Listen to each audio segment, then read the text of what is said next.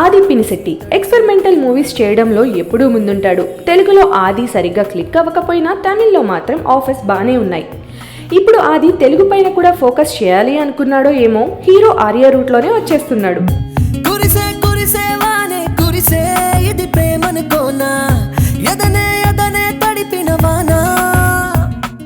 బన్నీ మూవీకి ముందు ఆర్యకి సరైన హిట్ లేక స్ట్రగుల్ చేస్తున్న టైంలో వరుడులో నెగిటివ్ రోల్ ప్లే చేసి బన్నీ ఫ్యాన్స్ని ఇండస్ట్రీని తన వైపు తిప్పుకున్నాడు.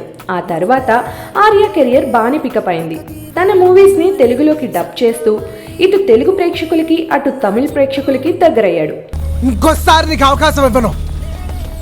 ఇప్పుడు ఆది పినిశెట్టి కూడా అదే ఫార్ములాని ఫాలో అవుతున్నాడు. బన్నీ సరైనోడు మూవీలో నెగిటివ్ క్యారెక్టర్ చేస్తూ దీన్ని తన కెరియర్ ప్లానింగ్ కి వాడుకోవాలనుకుంటున్నట్టున్నాడు. చూద్దాం ఆది పినిశెట్టి కూడా ఆర్యాలా క్లిక్ అవుతాడేమో.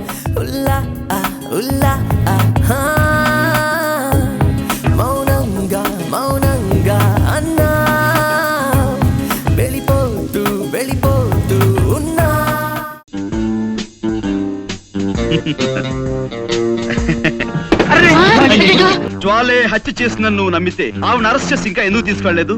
శవాన్ని ఫోటోలు తీయించడానికి ఆగాను. ఫోటోగ్రాఫర్ ఎక్కడ? వీలైపోయిందని కురుకు రావడానికి వెళ్ళాడు. Mister Pandurangarao. No, call me Bond, James Bond. కొంచెం ఇలా వచ్చి శవం పక్కన నిలబడండి. ఇలా అపశకునాలని అశుభాలని అమ్మమ్మ కవులు చెప్పడం నాకు నచ్చం. ఇది కాదు, ఇంకేమిటి? కర్ర విరగకుండా పాము చావకుండా కేసు డీల్ చేయాలి. అది పద్ధతి.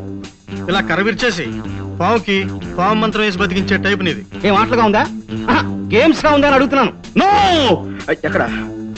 నో, ఎలాగైనా నన్ను కేసు నుంచి బయటపడేయండి ప్లీజ్.